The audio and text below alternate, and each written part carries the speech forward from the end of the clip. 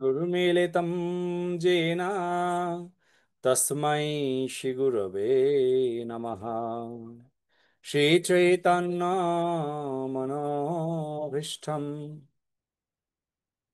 स्थापितं येन भूतले स्वयं रूप कदा मह्यं ददाति शपदन्तिकम्।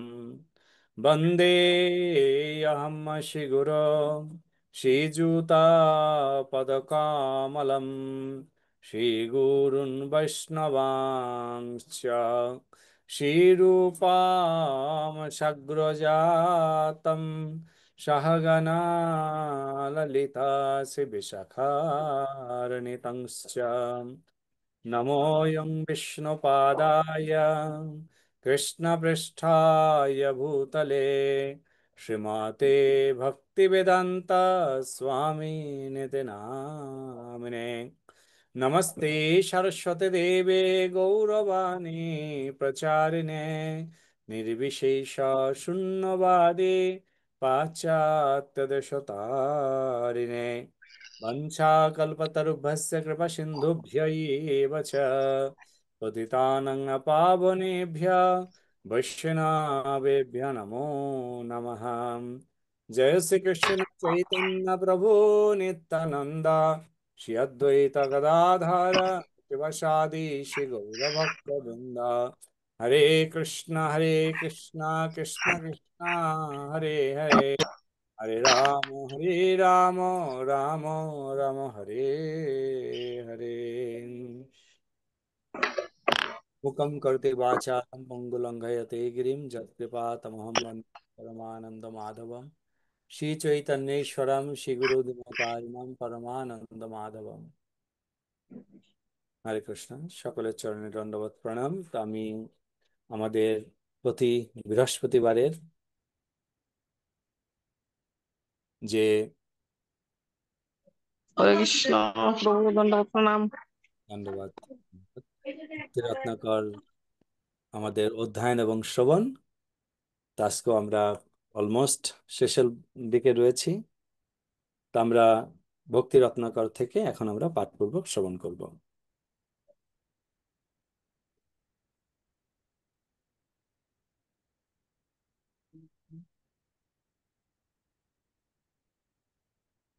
আমরা ত্রয়োদশ তরঙ্গে রয়েছি ভক্তি রত্নাকর গ্রন্থে। গত সপ্তাহে আমরা শ্রবণ করেছিলাম যে কিভাবে জাহ্নবা মাতা কর্তৃক শ্রীমতী রাধারানীর শিব বিগ্রহ প্রেরিত হয়েছে। তো এখনো সেই বিগ্রহ এসে উপনীত হয়েছে শ্রীখণ্ডে, জাজি গ্রামে। সেখান থেকে সেই বিগ্রহ কিভাবে ওখানে পৌঁছবে সেটি আমরা আজকে শ্রী পরমেশ্বরী দাস আদি বিজ্ঞগণে আজ্ঞা কইলা লইয়া যাইতে বৃন্দাবনে। সপ্তশত মুদ্রা বস্ত্র অলঙ্কারাদি দিলা যত্নপূর্বক অপূর্ব নৌকায় চড়াইলাম। কহে শ্রী গোপীনাথে করিয়া স্মরণ শীঘ্র নিজ প্রিয়াহ করহ আকর্ষণ। তো এখানে আমরা দেখতে পাই যে খেতুরি ধামে যখন আহ আহ, গিয়েছিলেন কে না, জানবা মাতা এবং নরোত্তম দাস ঠাকুরের ওখানে যে উৎসব করে তারপরে জানবা মাতা তিনি যখন ভক্তগণ শ্রীখণ্ডে ফিরে এসেছেন, সেই শ্রীখণ্ডে জানবা মাতা একটি শিব বিগ্রহ, শ্রীমতী রাধারানীর শিব বিগ্রহ তিনি পাঠিয়েছেন। কার জন্য? না, রাধারানীর শিব বিগ্রহ তিনি পাঠিয়েছেন গোপীনাথের জন্য। তো এই গোপীনাথের জন্য যে শিব বিগ্রহটি প্রেরণ করা হয়েছে, তো সেটি কাউকে নিয়ে তো যেতে হবে বৃন্দাবন ধামে। Excuse me. তো যিনি নিয়ে যাবেন বৃন্দাবন ধামেতে, তাকে জানবা মাতা আহ, তিনি কি করলেন না, তিনি শিবিগ্রহের সঙ্গে সঙ্গে কিছু মুদ্রা তার সঙ্গে দিলেন, যে রাস্তাতে চলাচলের জন্য যে অর্থ প্রয়োজন পড়বে সেই মুদ্রাতে তার সেই সমস্ত খরচা হয়ে যাবে। তা আমরা এখানে দেখতে পাই যে সেই সময় সেই মুদ্রাকে নিয়ে যাওয়ার জন্য সপ্ত শত মুদ্রা, 700 মুদ্রা প্রদান করা হয়েছিল। তো এই যে 700 মুদ্রা, এই মুদ্রা কিন্তু টাকার মুদ্রা নয়। 1 টাকার মুদ্রা, মানে 1 টাকার নোট বা 5 টাকার নোট বা 10 টাকার নোট এরকম ছিল না। আগের দিনে তো আপনারা জানতেন যে যে মুদ্রার প্রচলন ছিল, তো সেই মুদ্রার প্রচলন অ্যাকচুয়ালি আগে 3 প্রকারের মুদ্রার প্রচলন ছিল। আপনারা জানেন এই 3 প্রকারের মুদ্রা কিরকম? এই 3 প্রকারের মুদ্রার প্রচলন ছিল পূর্বকালে। হরে কৃষ্ণ প্রভু। হ্যাঁ, বলুন। স্বর্ণ মুদ্রা, রৌপ্য মুদ্রা, তাম্র মুদ্রা। রাইট। স্বর্ণ মুদ্রা, রৌপ্য মুদ্রা এবং তাম্র মুদ্রা। অর্থাৎ তামার তৈরি মুদ্রা ছিল, তারপরে ছিল রূপার তৈরি মুদ্রা এবং তারপরে ছিল স্বর্ণ মুদ্রা। তো আমরা দেখতে পাই যে শাস্ত্রেতে আমরা যখন এই কিছু অধ্যয়ন করি বা পড়ি, সেখানে বলা হয়েছে যে 7 সহস্র স্বর্ণ মুদ্রা, বা 2 স্বর্ণ মুদ্রা, বা একটি অবশ্যই স্বর্ণ মুদ্রা ছিল। কেননা স্বর্ণ মুদ্রা থাকলে পরে তাহলে পরে এখানে বর্ণনা হতো যে সপ্ত শত স্বর্ণ মুদ্রা, অর্থাৎ যেটি সাধারণ মুদ্রা ছিল সেই মুদ্রা তাকে প্রেরণ করেছিলেন, তাম্র মুদ্রা। তো এখন এই মুদ্রারও কিন্তু তখন প্রচুর দাম ছিল, তখন প্রচুর দাম ছিল এই মুদ্রারও। তো সেই মুদ্রা নিয়ে এসেছেন তিনি। তো এখন শ্রীখণ্ডেতে শ্রীনিবাস আচার্য তিনি যখন আহ, রয়েছেন তার স্থানে এবং সেখানে এলেন, সেখানে এসে পরমেশ্বর আহ, দাস যিনি, তার সঙ্গে আহ, বলছেন যে খুব তাড়াতাড়ি এই শিববিগ্রহ শ্রীধাম বৃন্দাবনে পাঠাতে হবে। কিন্তু সে যে শ্রীধাম বৃন্দাবনেতে আসবেন, সেই বৃন্দাবনেতে আসার পূর্বে এখনো কিন্তু আহ সেই শিববিগ্রহ জাজিগ্রাম থেকে, শ্রীখণ্ড থেকে যেতে অনেকগুলো জায়গা যেতে হবে। তো তো আমরা শুনি যে যেতে যেতে কি কি, মানে রাস্তায় কোথায় কোথায় স্টপ বাই হচ্ছে।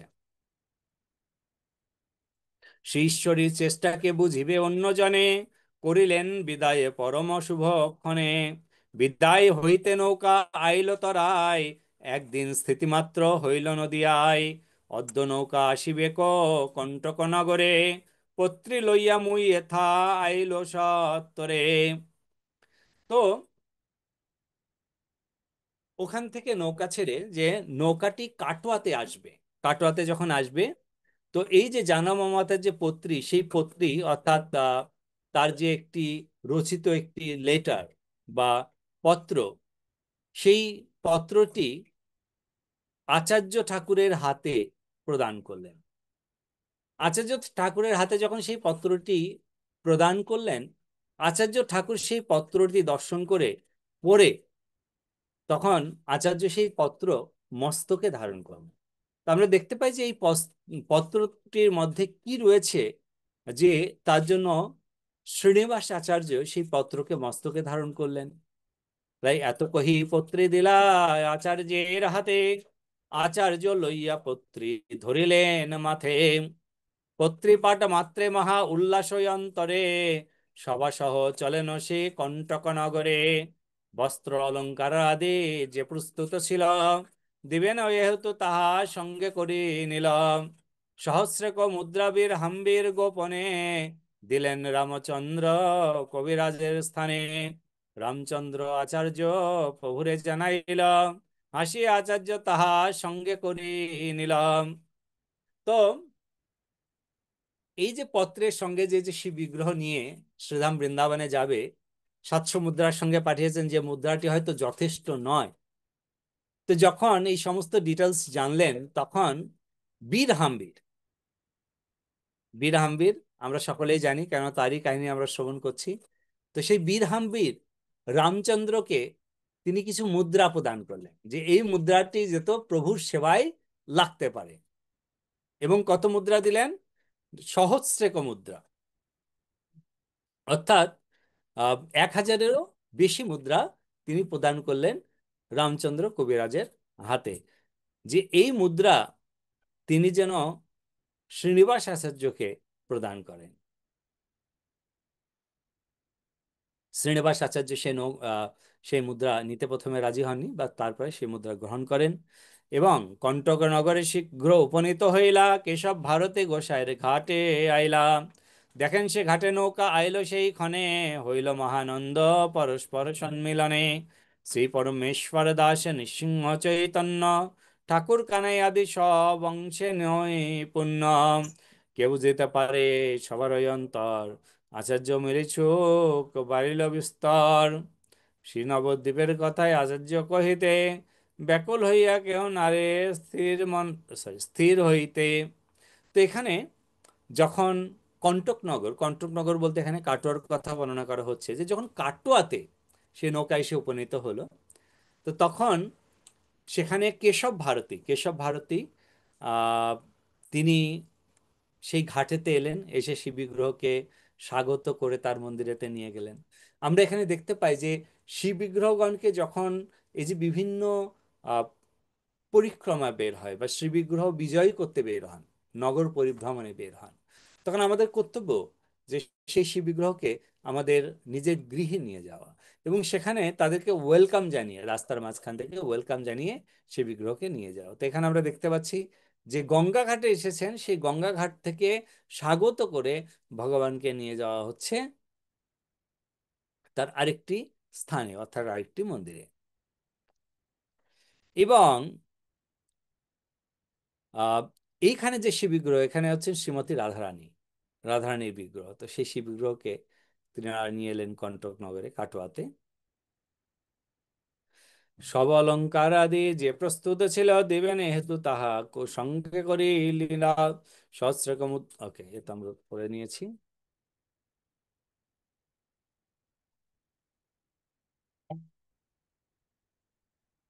নবদ্বীপের কথা আচার্য কহিতে, হইল ব্যাকুল কেহ নারে স্থির হইতে। শ্রীনিবাস আচার্যাদি অধৈর্য হৃদয়, যতক্ষণে স্থির হইল সবে প্রেমময়। তো আমরা জানি যে শ্রীনিবাস আচার্য তিনি কাটোয়াতে একা কিন্তু আসেনি, তার সঙ্গে অনেক ভক্তগণ এসেছেন। তো সেই সমস্ত ভক্তগণের যে লীলা প্রসঙ্গ, অর্থাৎ ভক্ত যদি একত্রিত থাকেন তার যে কি লীলা, কি অপূর্ব আনন্দ হয়, সেটি কিন্তু বর্ণনার অতীত। আরেকটি জিনিস আমরা দেখতে পাই যে বৃন্দাবনে শ্রীমতী রাধারানী শিববিগ্রহ পাঠাচ্ছেন জানবা মাতা। তো তার মানে হচ্ছে এই যে পূর্বে তো অনেক শিববিগ্রহের শুধুমাত্র কৃষ্ণ বিগ্রহ ছিল, শ্রীমতী রাধারানীর বিগ্রহ ছিল না।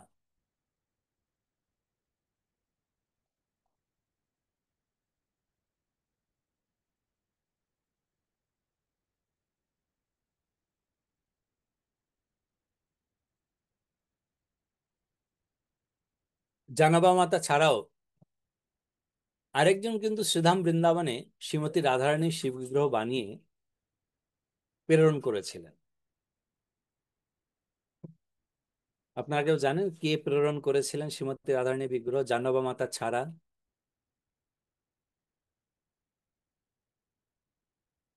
বহু পূর্বে আমরা আলোচনা করেছিলাম।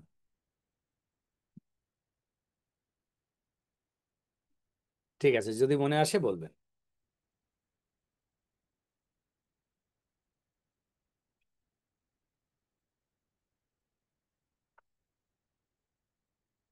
শ্রী পরমেশ্বর দাস আদি সর্বজনে প্রণমিল রাজাপরি সবার চরণে।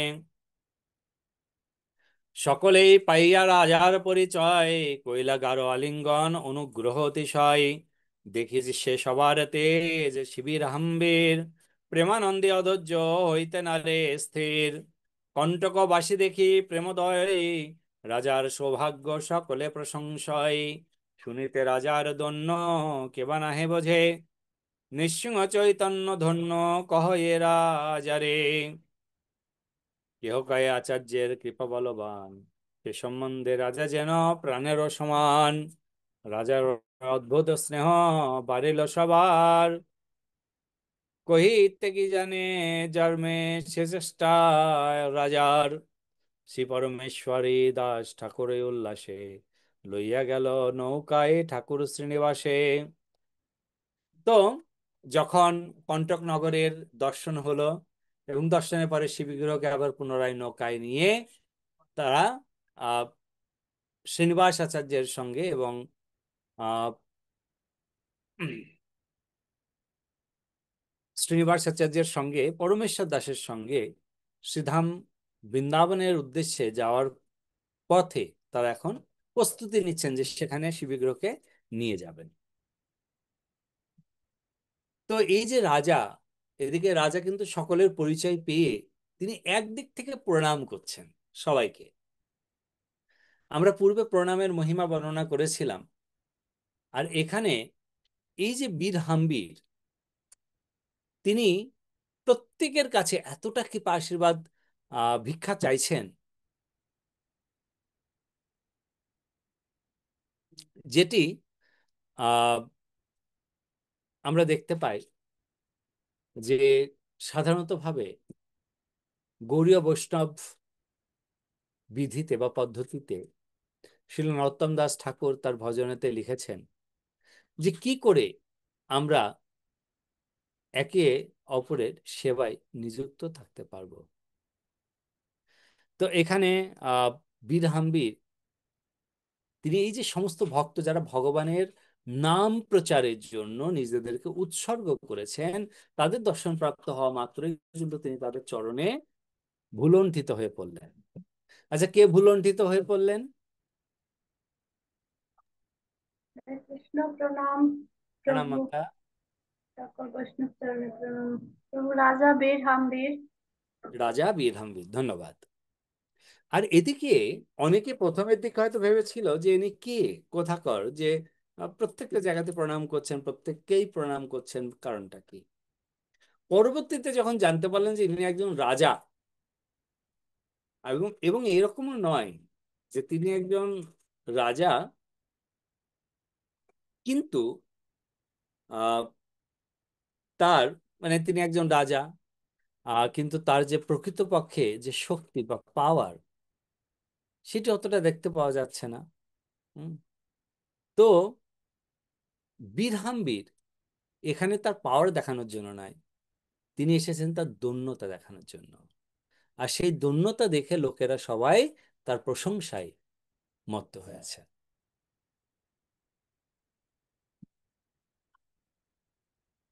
আচ্ছা, হ্যাঁ, কারো মনে এলো জানাবা মাতার পূর্বে কে পাঠিয়েছিল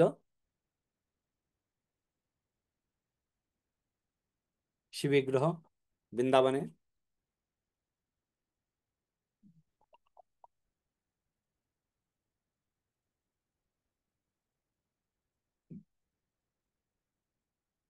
হরে কৃষ্ণ প্রভু, আমার মনে নাই, কিন্তু আমি একটা নাম বলতে চাচ্ছিলাম।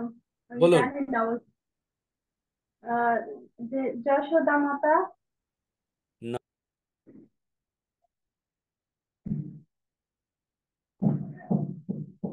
হয় নাই। যশোদা মাতা নয়, চৈতন্য মহাপুর সময় অ্যাকচুয়ালি।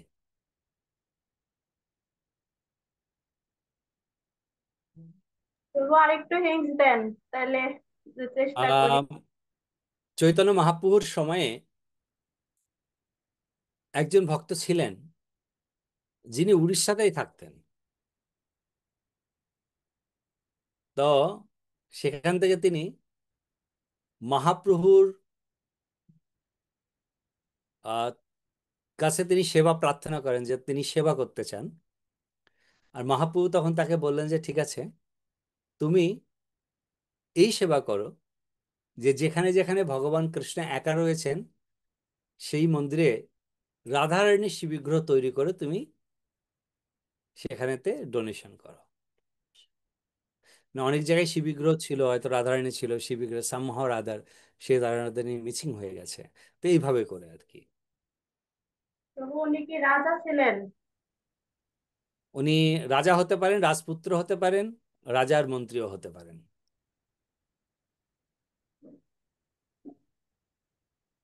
রায় রামানন্দ অথবা এই প্রতাপরুদ্র প্রভু। হরে কৃষ্ণ।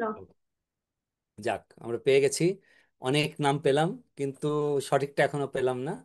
আর অন্য কেউ ট্রাই করবেন?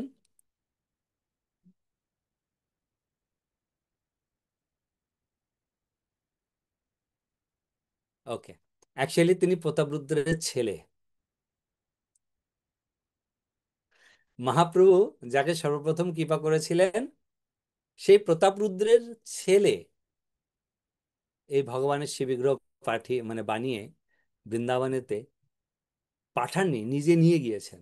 নিজে নিয়ে গিয়ে সেগুলো স্থাপনা করে এসেছেন। গোবিন্দা। ওকে, তো এই যে বীরহাম্বির, এই বীরহাম্বিরকে বৈষ্ণবগণ বলছেন যে, অনেকেই বলছেন যে এই যে বীরহাম্বির রাজা কত সৌভাগ্যবান। কিরকম? কেননা শ্রীনিবাস আচার্যের চরণ প্রাপ্ত হয়েছেন, এবং সেই শ্রীনিবাস আচার্যের চরণের কৃপার ফলে সে এতটা দৈন্যতা দেখাচ্ছে এখন।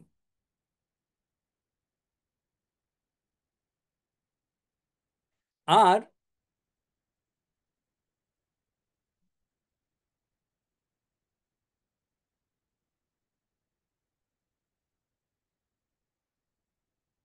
নৃসিংহ চৈতন্য তাকে বলছেন যে এইরূপ সেবা তিনি হচ্ছেন ধন্য। কহিতে কি জানি যার মেয়ে শ্রেষ্ঠা রাজার। তো এইভাবে করে মানে রাজার যে আহ যেভাবে রাজার স্বভাব ওখানে মানে ভক্তিময়। তো এখানে গ্রন্থকার বলছেন যে আর কত বর্ণনা করা যেতে পারে।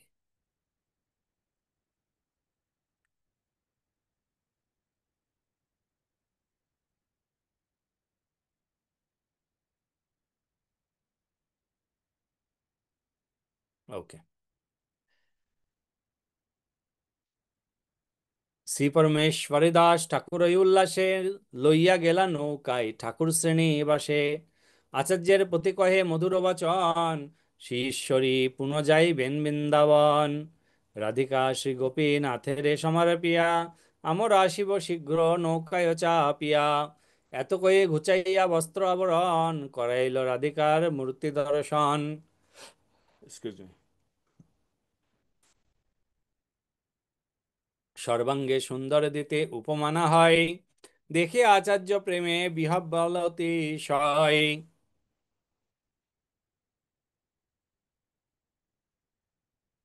পুনঃ সে পরমেশ্বরী দাস আচার্যের দেখানো সামগ্রী সব আনন্দ অন্তরে। গোপীনাথ শ্রী গোপীনাথের প্রিয়াঙ্কা, এই তিনের বস্ত্র অলঙ্কার দিয়ে হয়। শ্রী গোবিন্দ মদন মোহন প্রভুগণে সর্ব।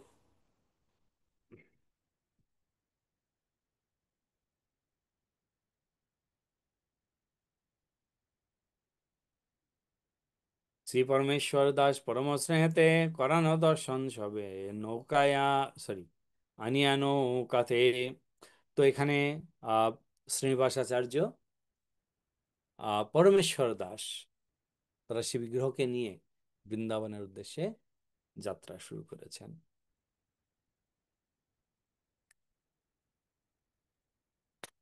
রাস্তার মাঝখানে বৃন্দাবনে যাওয়ার পূর্বে সমস্ত ভক্তগণ তারা জানতে পারেন যে শ্রীমতী রাধারানী শিব বিগ্রহ বৃন্দাবনে যাচ্ছে। তাই নদীর দুই ধারে লক্ষ লক্ষ লোক সে শিব বিগ্রহকে একটু দর্শন করবেন বলে।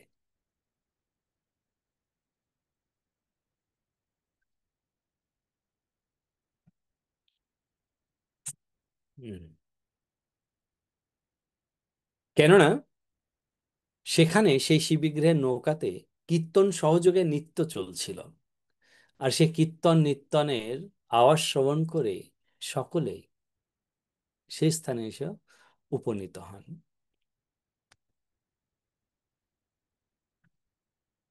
প্রেমাবেশে কহয়ে পরমেশ্বরী দাস, গাও গাও ওহে নরোত্তম শ্রেণীবাস। ঠাকুর কানায় স্থির হইতে না পারে, রামচন্দ্রে আলঙ্গিয়াম করে বারে বারে।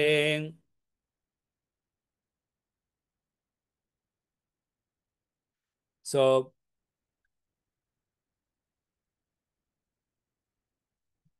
শ্রীনিবাস সঙ্গে পরমেশ্বর দাস এবং আরো কয়েকজন ভক্ত নৌকা যোগে নিয়ে আসছেন শ্রীমতী রাধারানীকে। তা আমরা দর্শন করছি যে শ্রীমতী রাধারানীকে যখন তিনি নিয়ে আসছেন, আসছেন বলতে তো আহ খেতুড়িতে এলেন, খেতুড়ি বলছি, খেতুড়ি থেকে ফিরে এসে আহ জাজিক গ্রামে সেই শিবিগ্রহ পাঠালেন। এবং শিবিগ্রহ পাঠানোর পরে সেই শিবিগ্রহটিকে নিয়ে কিন্তু চলেছেন শ্রীধাম বৃন্দাবনে গোপীনাথের কাছে। তো সেই গোপীনাথের কাছে যেতে যেতে রাস্তার মাঝখানে অনেক ভক্তগণ তারা দুই সাইড দিয়ে দাঁড়িয়ে কীর্তন দর্শন শ্রবণ করছেন, এবং ভক্তগণ সংকীর্তন করছেন, তাই নিত্য সহযোগে কীর্তন করছেন, সেটা তারা দর্শন করছেন।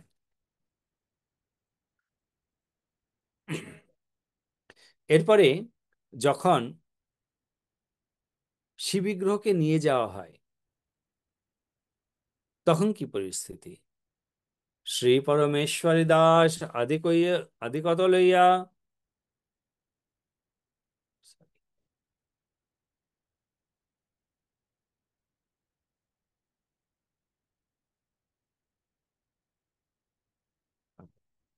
শ্রী পরমেশ্বর দাস আদি কত লইয়া রাজাকে মহর্ষি মহা উল্লাস কণ্টক নগর হইতে গেলা নৌকা লইয়া। তো এরপরে যখন কণ্টক নগরে এসে উপনীত হলেন তখন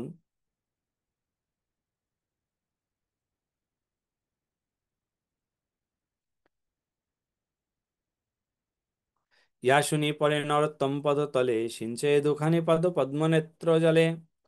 তো বীরহাম্বীর তাকে তার যে আহ স্থান, সেই স্থানে তিনি চলে যাবেন, তার জন্য তিনি প্রার্থনা করছেন তার গুরুদেবের কাছে।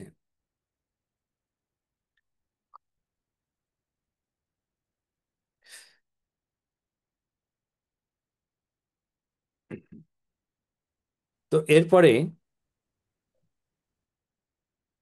পরমেশ্বরী দাস সঙ্গে আরো দুইজন ভক্ত নিয়ে বৃন্দাবনের দিকে রওনা হলেন এবং বৃন্দাবনে পৌঁছে গেলেন। বৃন্দাবনে পৌঁছে গিয়ে এদিকে জাজি গ্রামে রামচন্দ্র কবিরাজ অ্যান্ড পরমেশ্বর দাস তারা শ্রীমতী রাধারানীকে নিয়ে চললেন। তো আচার্য ঠাকুর বেশ কিছুদিন সেখানে থাকার পরে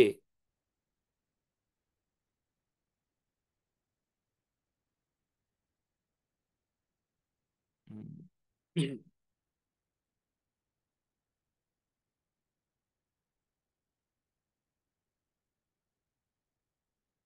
এখানে অ্যাকচুয়ালি অনেকগুলো জায়গায় যাচ্ছে, তো আমি ভাবছি যে কোনটা থেকে কোনটায় যাচ্ছি। আহ প্রথমে আহ শ্রীনিবাস আচার্য তিনি শ্রীখণ্ডে গেলেন। সেখানে গিয়ে রঘুনন্দনের সঙ্গে সাক্ষাৎ করলেন। রঘুনন্দনের সঙ্গে সাক্ষাৎ করে নরোত্তম এবং রামচন্দ্রের সঙ্গে আহ করে নিয়ে তারপরে তিনি প্রার্থনা করছেন যে আগামীকাল আমরা খেতুড়িতে যাব।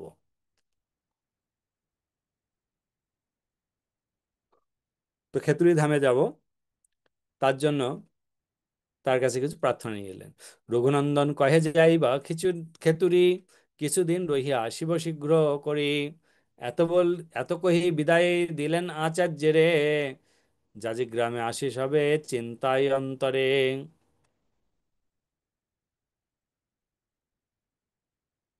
শ্রীনিবাস আচার্য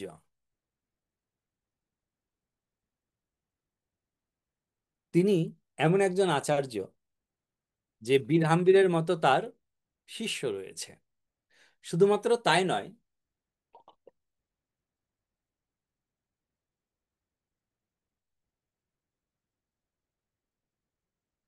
এক্সকিউজ মি, তার আরেকজন শিষ্য যিনি হচ্ছেন বিবাহ করে ফিরছিলেন, যার কথায় তিনি সবকিছু ছেড়ে শ্রীনিবাস আচার্যের চরণে এসে উপনীত হয়েছিলেন। কে ছিলেন সে ভক্ত? কি নাম ছিল তার? রামচন্দ্র কবিরাজ বাবু। রামচন্দ্র কবিরাজ। সেই রামচন্দ্র কবিরাজের গুরুদেব।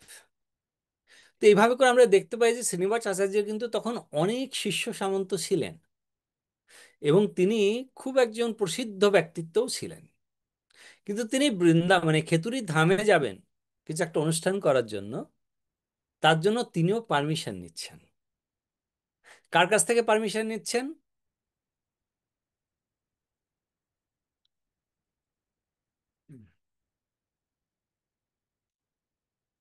প্রভু শ্রীনিবাস আচার্য শ্রীনিবাস আচার্য পারমিশন নিচ্ছেন। জাহ্নবী মাতার কাছ থেকে আর এনেছেন। জানাবা মাতা তো আসেননি, তিনি তো একদম রয়েছেন তার স্থানেতেই। কিছুক্ষণ পূর্বে আমরা পড়লাম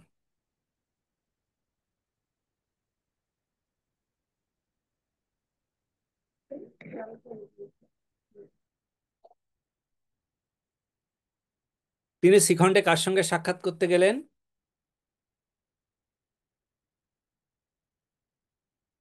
শ্রীনিবাস আচার্য কার সঙ্গে সাক্ষাৎ করতে গেলেন শিখণ্ডে?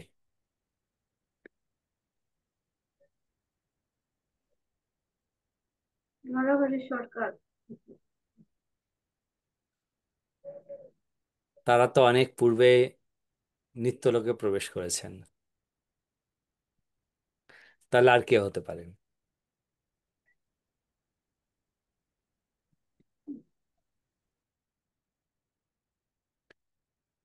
কোথায় আর কেউ বলছে না আজকে? কি ব্যাপার, সবাই চুপচাপ?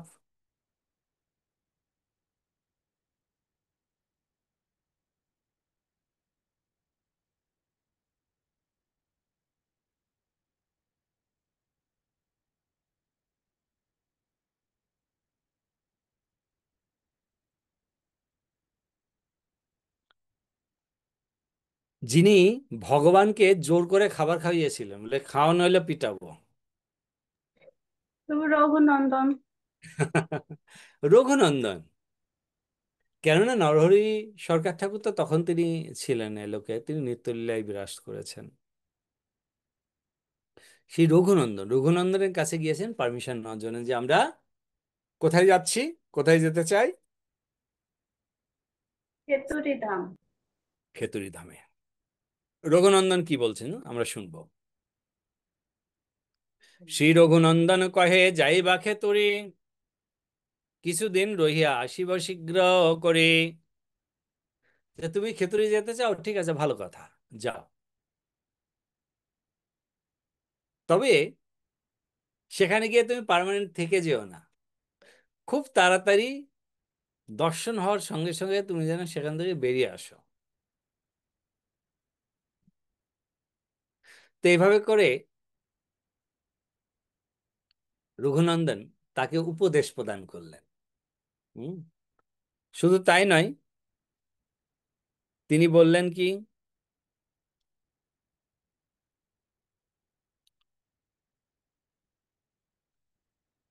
আচার্য ঠাকুর নরোত্তমে পতি কয়, ঠাকুরের হইছে আজ্ঞা প্রভু কভু নাহি হয়।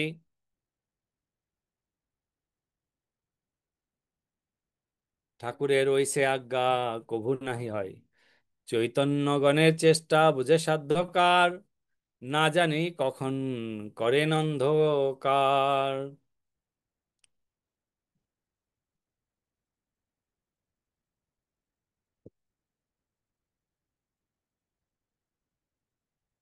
শ্রীনিবাস আচার্য তিনি রঘুনন্দনের কাছ থেকে পারমিশন নিয়ে খেতড়ির উদ্দেশ্যে গমন করলেন।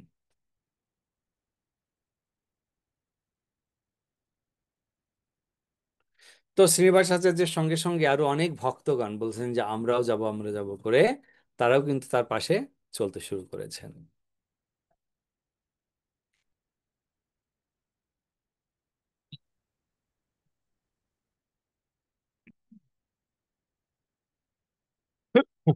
Excuse me. শ্রীনিবাস আচার্য তিনি খেতুড়ি ধামে যাওয়ার জন্য সর্বপ্রথম যাজকগ্রাম থেকে কাঞ্চনগড়িয়া, কাঞ্চনগড়িয়াতে 3 দিন যাবৎ অবস্থান করে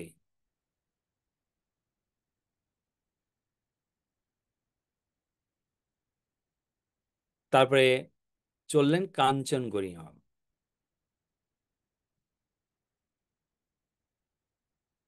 আর এই কাঞ্চনগড়িয়াতে ভগবান যে লীলা করেছেন সেই লীলাস্থান দর্শন করে তারপরে তিনি চলে গেলেন কাঞ্চনগড়িয়া,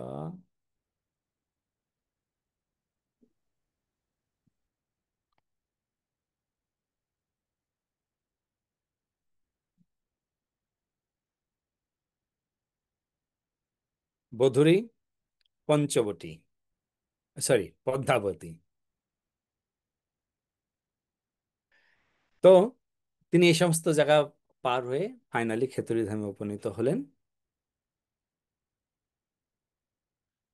মনের আনন্দ হইল প্রভুর দর্শনে, সর্বক্ষণ রহি সবে প্রভুর অন্বেষণে।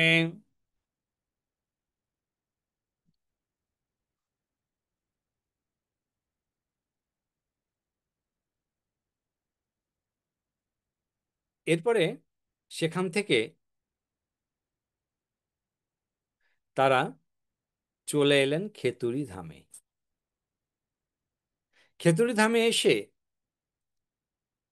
দিন এবং রাত একত্রিতভাবে সংকীর্তন, হরে কৃষ্ণ মহামন্ত্রের কীর্তন চলছে।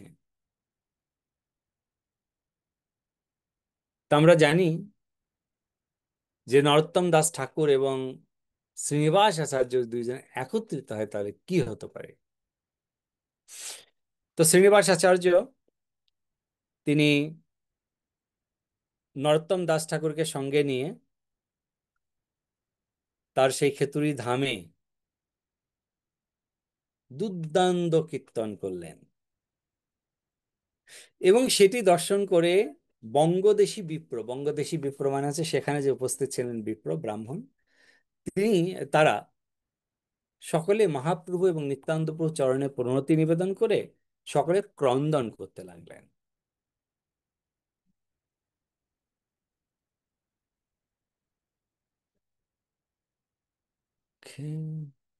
সবে হর্ষ হইলা তার ভক্তি অধিকারে।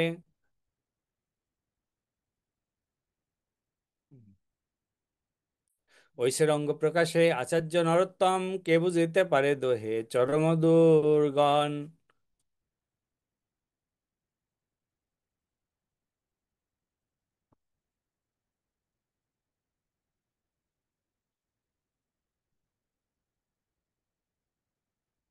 কিছুদিন সেখানে থেকে কিছুদিন সেখানে থাকার পরে তারপরে আবার শ্রীনিবাস আচার্যের সঙ্গে আরো ভক্তগণ সহ নিয়ে তারা আবার ফিরে এলেন এবং ফিরে এসে কোথায় গেলেন না, ফিরে এসেই তারা গেলেন আগে শ্রীখণ্ডেতে। শ্রীখণ্ডে গিয়ে রঘুনন্দনের কাছ থেকে কৃপা আশীর্বাদ লাভ করে তারপর তারা ফিরে এলেন তাদের প্রকৃত গন্তব্যস্থল।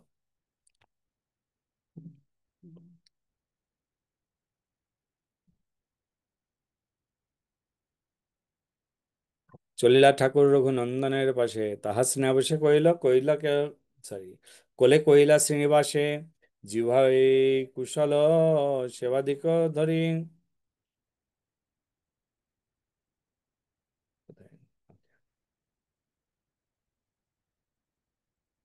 জিজ্ঞাসিল কুশল শ্রীনিবাসে করিয়া ধরি, নির্জনে বসিয়া কিছু কহে ধীরে ধীরে। আইসেন সময় ইহা বিষম হইব, সবাকার মনে নানা সন্দেহ জন্মিব।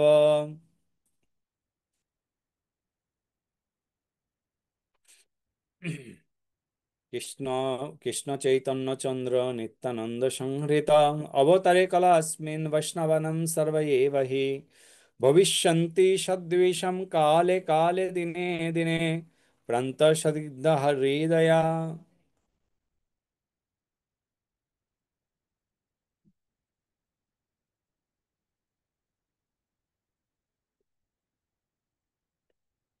प्रायः सन्धि सदिग्धः हृदयौ।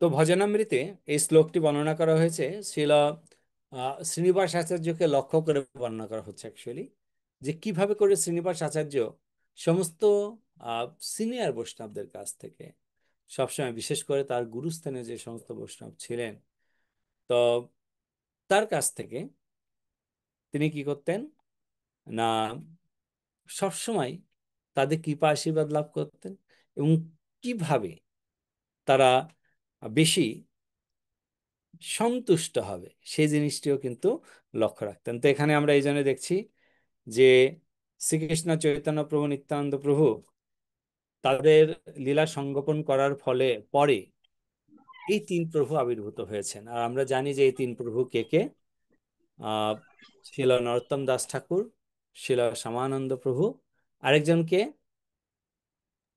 শ্রীনিবাস আচার্য। শ্রীনিবাস আচার্য। Thank you. নহিবে চিন্তিত এথে প্রভু গৌর রায়, সাধিবে অনেক কার্য তোমার দ্বারাই, চিরজীবী হইয়া রহিবে পৃথিবীতে, রাখিবে প্রভুর হাস্য সগন সহিতে, তোমার প্রভাবে কইল কৃষ্ণ বিমোক্ষণ।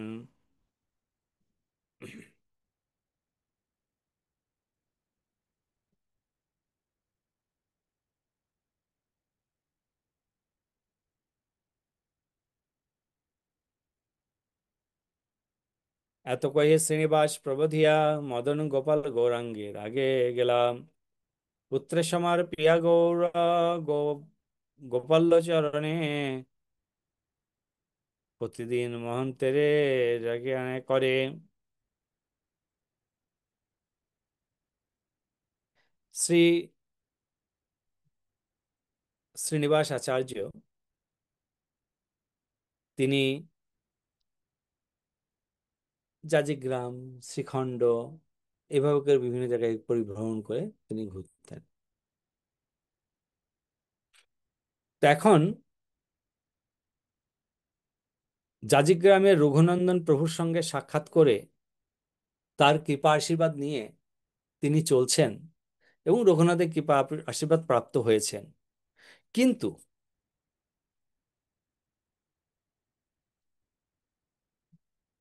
এদিকে রঘুনন্দনের কাছ থেকে বেরিয়ে যাওয়ার পরে আরেকটি কিন্তু অঘটন ঘটেছে।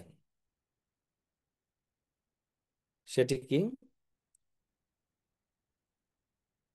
এত কয়ে শ্রীনিবাস প্রবোধিয়া মদন গোপাল গৌরাঙ্গে রাগে গেলা, পুত্রের সমার পিয়া গৌর গোপাল চরণে, ততদিন মহামত্ত হইল সংবিধানে।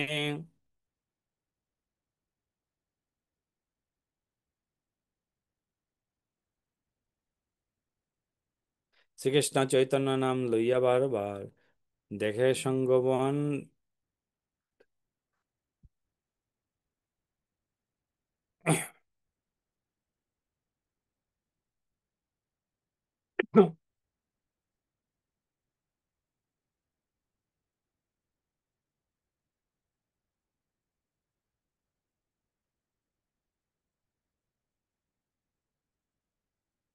Excuse me.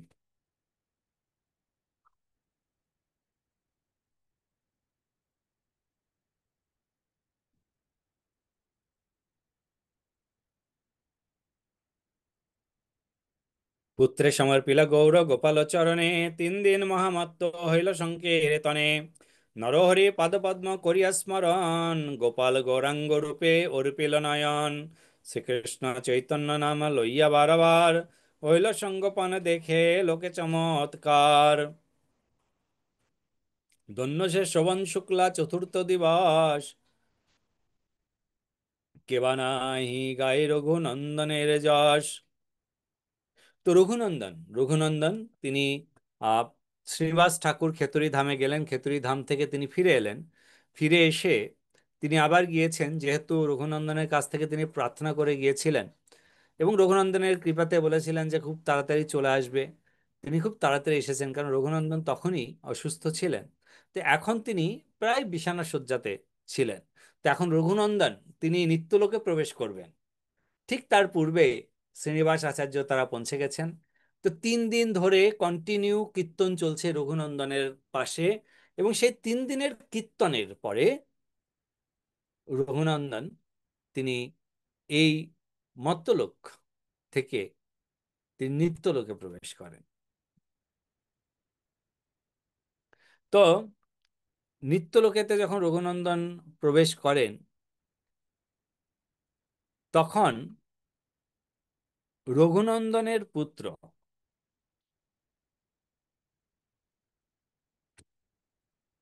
তার নাম হচ্ছে ঠাকুর কানাই।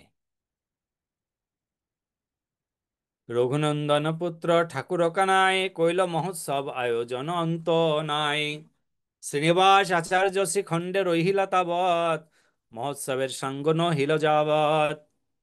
তো শ্রীনিবাস আচার্য তিনি কিন্তু শ্রীখণ্ড ছেড়ে কোথাও আর বেরোননি।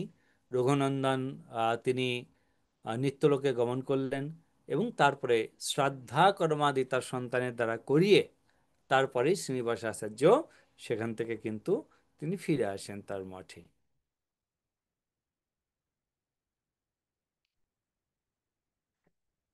তো শ্রাবণ মাসের শুক্লপক্ষের চতুর্থী তিথিতে রঘুনন্দন তিনি নিত্যলোকে প্রবেশ করেন। এদিকে ঠাকুর কানাই তিনি যে মহোৎসবের আয়োজন করলেন,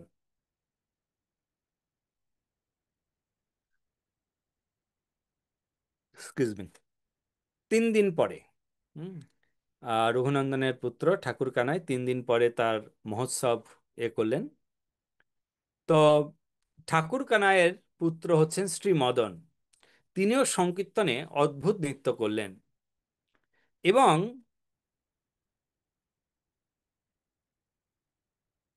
বাচ্চাকাল থেকে ঠাকুর কানাইয়ের ছেলে অর্থাৎ রঘুনন্দনের আহ পিতৃদেব, সরি, ঠাকুর কানাইয়ের পিতৃদেব রঘুনন্দনের কথা বলছি। তো তিনি আহ রঘুনন্দনের পুত্র ঠাকুর কানাই, এবং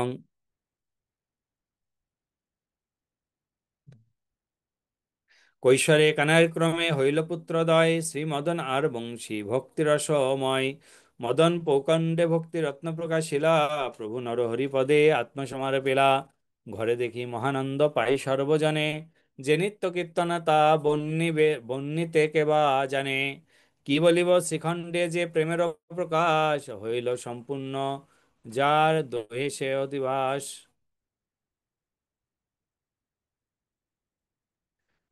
তো রঘুনন্দন তিনি নিত্যলোকে প্রবেশ করেছেন, তার সন্তান ঠাকুর কানাই এবং ঠাকুর কানাইয়ের সন্তান। আচ্ছা, ঠাকুর কানাইয়ের ছেলের নামটা কি? কিছুক্ষণ আগে আমরা বললাম সেই মদন। মদন। থ্যাংক ইউ মাতা। মদন। দুইজন মিলে এমন একটি মহোৎসবের আয়োজন করেছেন যে পূর্বে এই ধরনের মহোৎসব হয়নি। কেননা সেখানে প্রচুর ভক্তগণ উপনীত হয়েছিলেন। তো শ্রীনিবাস আচার্য ততদিন পুরো সাধ্য প্রোগ্রাম করে তারপর তিনি বেরিয়েছেন।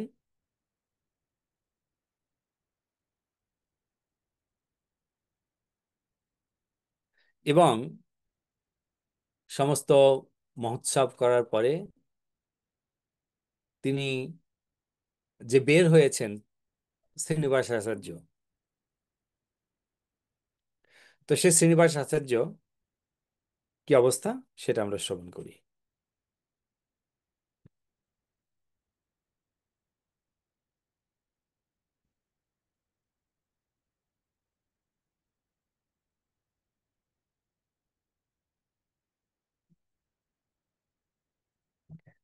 পাইয়া কিছু কহি স্বল্পাখারে কৌশলে কানায়ের ক্রমে হইল পুত্র দয়ে মদন পৌগণ্ড ভক্তি রত্ন প্রকাশিল সর্বপদে।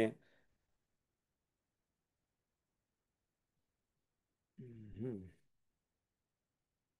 শ্রীমদনার বংশী ভক্তি রত্নময় মদন পৌগণ্ডে ভক্তি রস প্রকাশিলা প্রভু নর হরি পদে আত্মসমারপিলা। ঘরে দেখি মহানন্দ পাই সর্বজন যে নিত্য কীর্তনতা বন্নিবে কঞ্জন। কি বলিব শ্রীখণ্ডে যে প্রেমের আবেশ ইহা সম্পূর্ণ যার দেহের অভিলাষ। তো শ্রীখণ্ডেতে সমস্ত মহোৎসব করে শ্রীনিবাস আচার্য তিনি আহ রঘুনন্দন দাস ঠাকুরের যে পুত্র এবং তার যে নাতি তাদেরকে কি বললেন না, তাদেরকে বললেন কি যে সুন্দর করে যেন সমস্ত অনুষ্ঠানটি উদযাপিত হয়। তো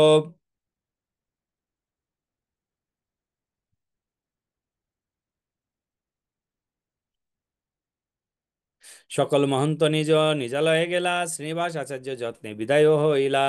ঠাকুর কানাই যে কহিল গন্তকালে শুনি শ্রীনিবাস ভাসে নয়নের জলে। শ্রীনিবাস আচার্য পরবর্তীতে তিনি ফিরে এলেন তার স্থানে এবং সেখানে এসে সেখানেতে তাদের কথোপকথন চলছে। হরে কৃষ্ণ প্রভু। বলুন। প্রভু, ঠাকুর কানাইয়ের ছেলে যে শ্রীমদন, হুম। শ্রীমদন কি একজনেই নাকি আরো ভাই আছে ওনার?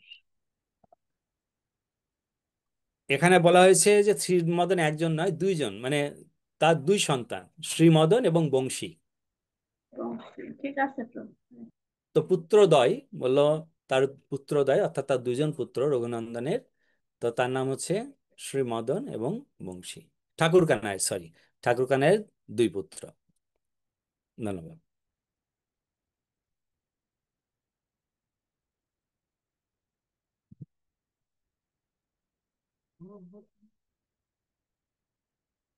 কহে শ্রীনিবাস ভাসে নয়নের জলে রঘুনন্দন গুণগণ সোঙারিয়া আইলেন জাজিগ্রামে কাঁদিয়া কাঁদিস। তো শ্রীনিবাস আচার্য তিনি রঘুনন্দনের ওখানেই ছিলেন।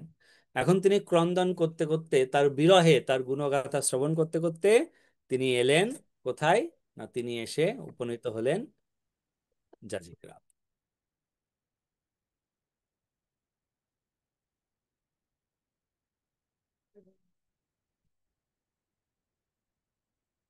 এদিকে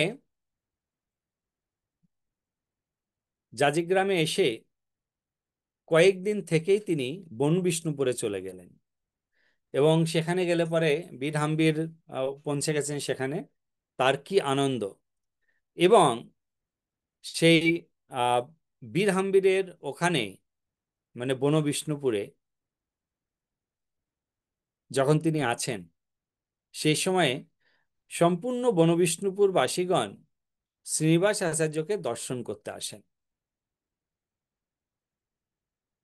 একদিন শ্রীনিবাস আচার্য তিনি স্বপ্নাদেশ পেলেন শ্রী চৈতন্য মহাপ্রভুর। আমরা জানি যে শ্রীনিবাস আচার্য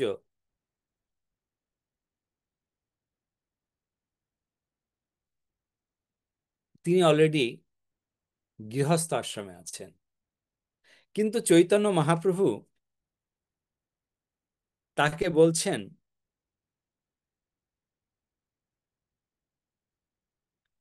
যে তিনি যেন দ্বিতীয়বার বিবাহ করেন।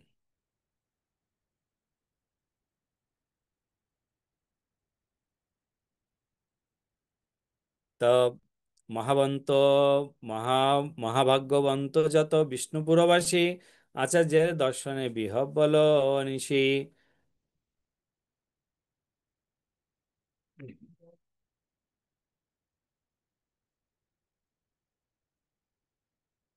তো শ্রীনিবাস আচার্য তিনি চৈতন্য মহাপ্রভুর স্বপ্নেতে যা দেখলেন, মহাপ্রভুর স্বপ্নে যা তাকে আদেশ করলেন সেই সময়ে, কেননা তার প্রথমা পত্নী, শ্রীনিবাস আচার্য যে প্রথমা পত্নী, তার কিন্তু মানে তিনি কিন্তু আহ আর এই জগতে নেই। তো তিনি গত হয়েছেন বহু পূর্বে। আর যার ফলে দ্বিতীয়বার তাকে বিবাহ করার জন্য চৈতন্য মহাপ্রভু তাকে নির্দেশ প্রদান করছেন। শ্যামাকান্ত মাতা কিছু বলবেন? হ্যাঁ, আর কিছু বলবো না। ইয়া। তবুও একটা প্রশ্ন, যে রঘুনন্দন যে রাখলেন, তিনি তার ছেলেরা শ্রাদ্ধ আদি করলেন, হ্যাঁ, এই যে শ্রাদ্ধ করেননি কিন্তু, হ্যাঁ, মহোৎসব করেছেন। মহোৎসব করেছেন, তো তিরোভাব মহোৎসব। হ্যাঁ, মহোৎসব করেছেন, সেটাই বলছি যে মহোৎসব শুধু, কিন্তু তিনি ভক্ত ছিলেন এই জন্য মহোৎসব করেছেন, এই তো।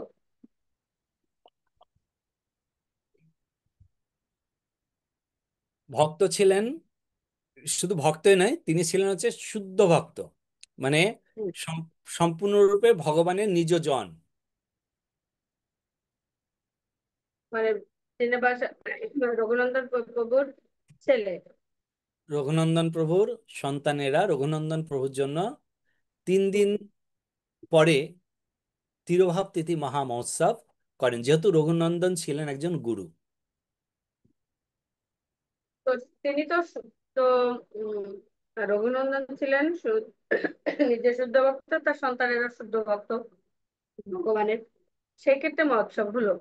কিন্তু জড়জাগতের যারা আছে, তারা মারা গেলে শ্রাদ্ধ কর্মাদি করলো, ধরুন করলো, মানে একবার করলো সেই সময় বৈদিক মতে করলো, পরবর্তীতে আর করবে না। তো সেই ক্ষেত্রে কি এই যে মৃত ব্যক্তি, তিনি কি উদ্ধার হয়ে যাবে? হতে পারে এরকম কিছু।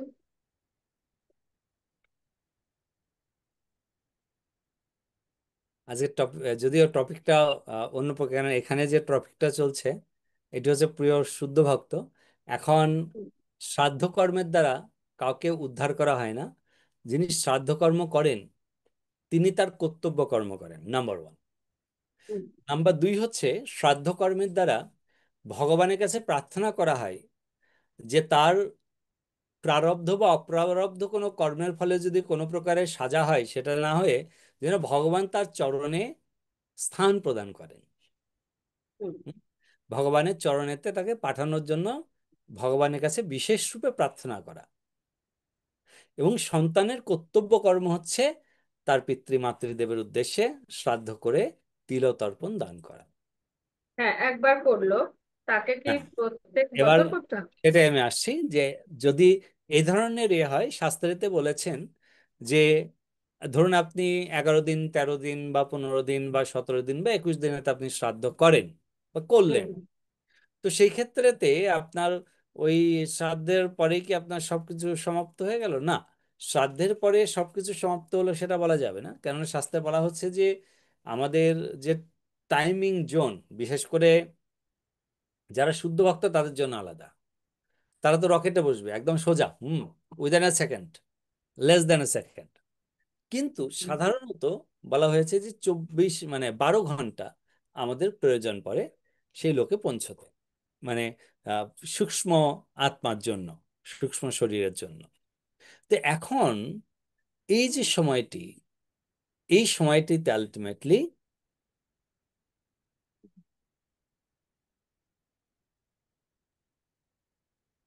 সরি, তো এই যে সময়টা, এই সময়টা হচ্ছে ট্রাভেলিং সময়। তো যার ফলে 1 বছরের সময় সে পিতৃ বা মাতৃলোকের সম্মুখে উপস্থিত হন।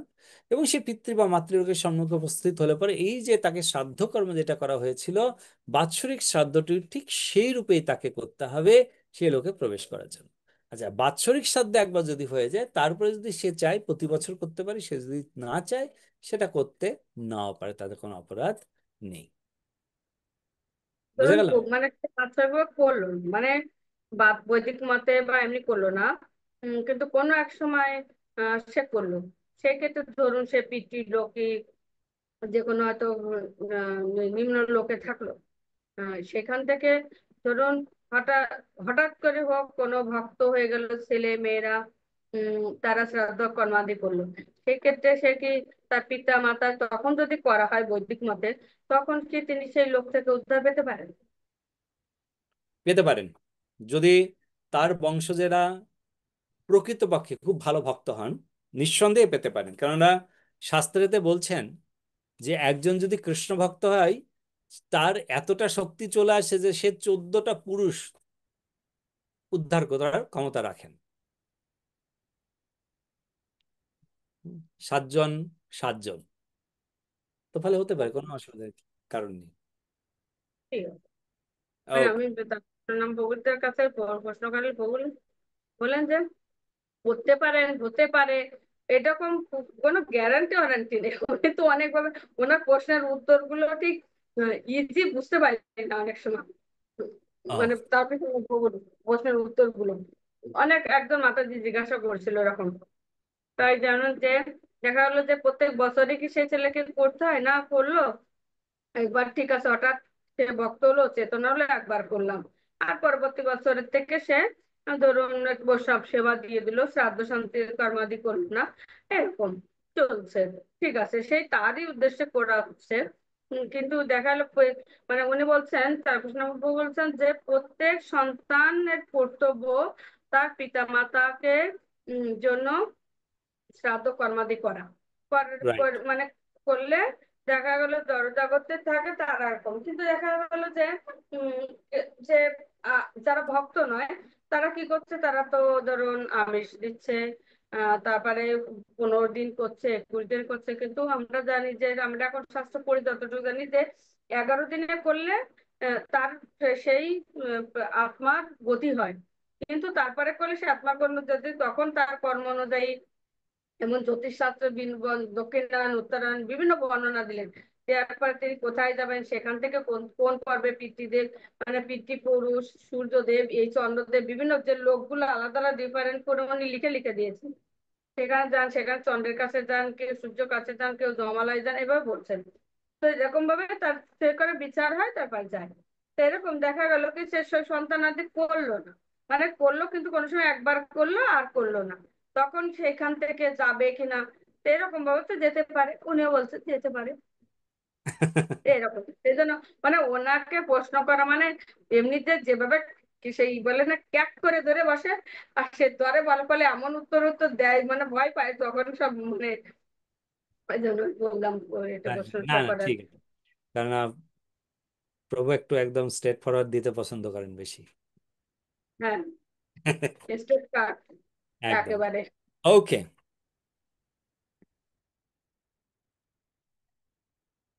সো শ্রীনিবাস আচার্য প্রভুর প্রথম পক্ষের আহ, পত্নী, সরি অ্যাকচুয়ালি আমি তখন বলছিলাম যে তিনি নেই, ভুল বলেছিলাম, কেননা তিনি তো আছেন। কেননা আমরা পড়েছি তার বিবাহ হয়েছে, তিনি দেখো আহ, অবস্থা মুখে নাইচি করতেছেন। জাজিগ্রামে আছেন, প্রথম পক্ষের পত্নী। এখন দ্বিতীয় বিবাহ করার জন্য বর্ণনা করা হচ্ছে কে, চৈতন্য মহাপ্রভু স্বপ্নেতে শ্রীনিবাস আচার্যকে দ্বিতীয় বিবাহ করার জন্য আজ্ঞা প্রদান করছেন।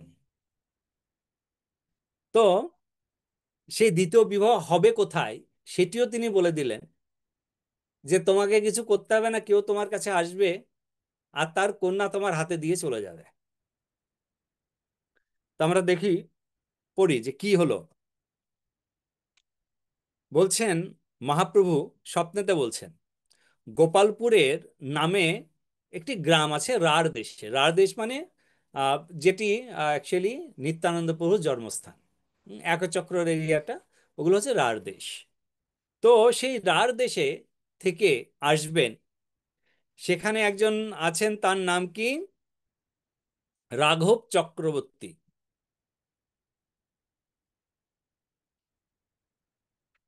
আর সেই রাঘব চক্রবর্তীর একজন কন্যা, তার নাম হচ্ছে মাধবী, শ্রী মাধবী। এবং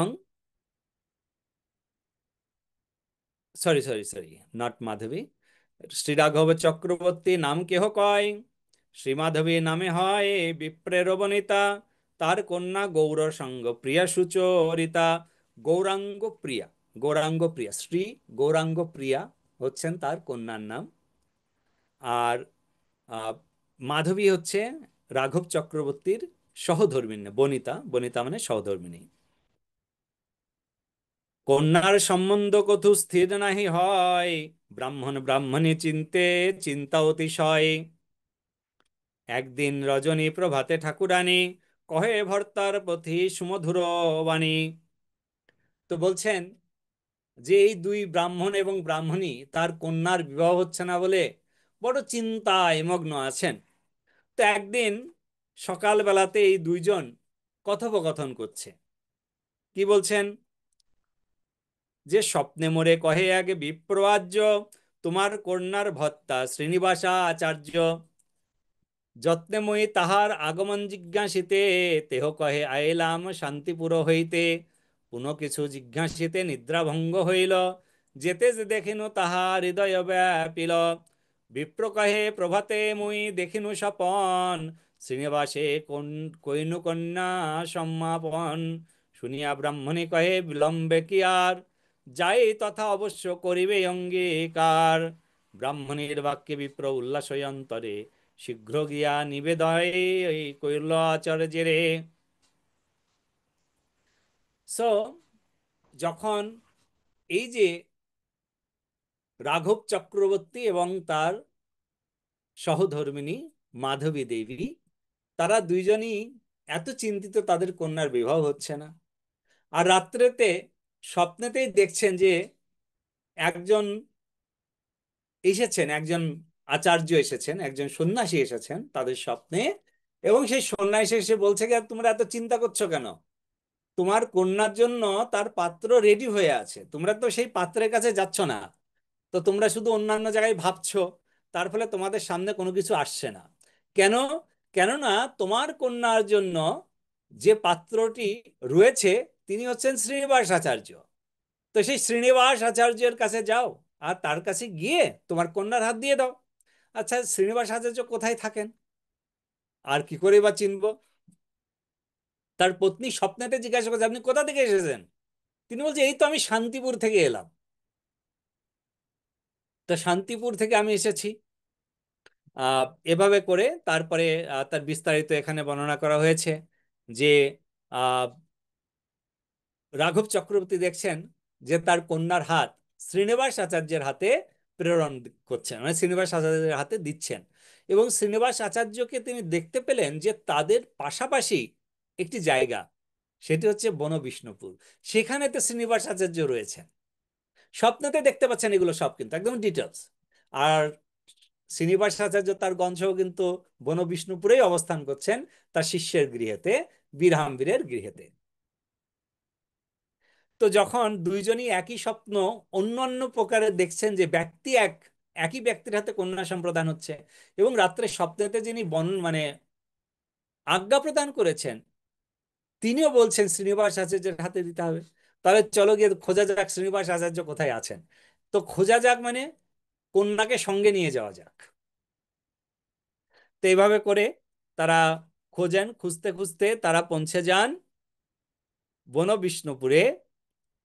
এবং সেখানে শ্রীনিবাস আচার্যের সঙ্গে সাক্ষাৎ হয়। এবং শ্রীনিবাস আচার্যের সাক্ষাৎ হলে পরে সঙ্গে সঙ্গে সেই রাঘব চক্রবর্তী এবং মাধবী দুইজনই তাদের কন্যাকে নিয়ে শ্রীনিবাস আচার্যের হাতে দিয়ে বললেন, আমরা রাত্রেই স্বপ্ন দেখেছি যে এই কন্যা আপনার সম্পদ, এই থাকলো আপনার কাছে, বলে তার হস্তে সেই কন্যাকে দিয়ে দিলেন। তো এখন বাবা মা যাচ্ছেন, বাবা মা গিয়ে ছেলে দেখবে, ছেলেরা যাবে, মেয়ে দেখবে, একটা বিয়ের একটা আয়োজন করতে হবে না? অনেক বড় আয়োজনের ব্যাপার। কিন্তু এখানে তো আয়োজন টায়োজন কিছু নেই। আবার শ্রীনিবাস আচার্য আছেন কোথায়? রাজবাড়িতে। আর এখন রাজবাড়িতে এসে কেউ একটা মেয়েকে হাত মানে হাত দিয়ে দিয়ে চলে গেল, তাহলে হয়? রাজা বলছে যে আমার গুরুদেব আমাকে একটা সুযোগ প্রদান করলেন। কি সুযোগ? না, গুরুদেবের বিবাহটা আমি করাতে পারবো। রাজা বৃহৎ করে একটা উৎসবের আয়োজন করলেন, শ্রীনিবাস আচার্যের বিবাহের উৎসব। হরি বল বাবু, বিশাল একটা ব্যাপার স্যাপার। তো এখানে বলছেন কি, গোষ্ঠী সহ রাজার উল্লাস অতিশয়, আচার্য বিবাহে বহু অর্থ কইল ব্যয়। অনেক অর্থ ব্যয় করে সেই বনপ্রশ্নপুরেতে বিবাহর উৎসব উদযাপন করলেন। গ্রামবাসী সমস্ত লোক সেখানে আসেন এবং আহ, আচার্যের ভার্যা মানে এই যে গৌরাঙ্গ প্রিয়া, গৌরাঙ্গ প্রিয়া, দেখুন এই কন্যার নাম মাধবী দেবী এবং রাঘব চক্রবর্তী, তারা জন্মের সময়ে তার নামটা রেখে দিয়েছেন। অর্থাৎ অ্যাকচুয়ালি নামকরণের সময়তে তিনি কার প্রিয়া হবেন সেটিও কিন্তু আগেই বর্ণনা করে দিয়েছিলেন, কিন্তু সেটা আচ্ছন্নভাবে ছিল। শ্রীনিবাস আচার্য গৌরাঙ্গ মহাপুর শক্তাবেশ অবতার, আর কন্যার নাম কি? গৌরাঙ্গ প্রিয়া। তো গৌরাঙ্গের শক্তাবেশ অবতার ছাড়া তিনি আর কার প্রিয়া হবেন? আর কারো প্রিয়া তো হবেন না। তো যার ফলে নামের মধ্যেই তার কে পতি হবেন সেটি বর্ণনা করা হয়েছে। তো গৌরাঙ্গ প্রিয়া শ্রীনিবাস আচার্যকে দর্শন করছেন এবং দর্শন করে গৌরাঙ্গ প্রিয়া শ্রীনিবাস আচার্যের সেবায় নিমগ্ন হলেন এবং দোহার যে প্রেমচেষ্টা কহি সাধ্য নাই, আচার্যের সেবা সুখে বিহব্বল সদাই। গৌরাঙ্গ প্রিয়ার যে প্রেম, সেই প্রেমটি কি? সেই প্রেম হচ্ছে শ্রীনিবাস আচার্যের সেবা করা। কোনো প্রকারে যেন আচার্যের কোনো কিছুর জন্য তাকে এদিক ওদিকে, কারণ আমরা জানি যে পূর্ব দিবসে যে সমস্ত ঋষিগণ ছিলেন, মহর্ষিগণ ছিলেন, তাদেরও ওখানে কিন্তু তাদের পত্নী থাকতেন। ঋষিদের পত্নী থাকতেন না? ঋষি পত্নী থাকতেন, যাদেরকে আমরা গুরুমাতা বলি। তো রয়েছে আমাদের সপ্তমাতার মধ্যেও গুরুমাতা রয়েছে, তো ফলে বিবাহের তো এখানে কোনো নেই। আর সেই যে ঋষিপত্নী বা গুরুপত্নী বা গুরুমাতাগণ, তারা কি করতেন? তারা তার পতিকে গুরুরূপে সম্মান করে তার সমস্ত সেবার দায়িত্ব নিজে কাঁধে তুলে রাখবেন। তিনি পূজায় বসবেন, পূজার সমস্ত দ্রব্য রেডি আছে কিনা, সবকিছুর জন্য নির্বিঘ্নে তিনি ভগবত ভক্তি সম্পাদন করতে পারেন, সেই কাজের সহায়তা তিনি করেন। তো এইভাবে করে আচার্য শ্রীকৃষ্ণ প্রেমানন্দ বিলাসায় শিষ্যগণ ভক্তি গ্রন্থ রত্ন বিতরয়। তো শ্রীনিবাস আচার্য তিনি প্রচার এবং প্রসার, প্রচার অর্থাৎ সংকীর্তন এবং গ্রন্থ প্রচার করে এই ভগবত ভক্তির প্রসার করে যাচ্ছেন। তো এইভাবে করে শ্রীনিবাস আচার্যের দ্বিতীয় বিবাহ বনবিষ্ণুপুরে সম্পাদন হলো এবং রঘুনন্দনের তিরোভাব হলো। রঘুনন্দনের তিরোভাবেতে রঘুনন্দনের পুত্র শ্রী কানাই ঠাকুর এবং বংশী ঠাকুর, তারা দুইজন শ্রীনিবাস আচার্যের তত্ত্বাবধানে বৃহৎ উৎসব উদযাপন করলেন এবং বৃন্দাবনে শ্রীমতী রাধিকার বিগ্রহ পরমেশ্বর দাস কর্তৃক প্রেরণ করলেন। জানবা মাতা যে বিগ্রহ পাঠিয়েছিলেন।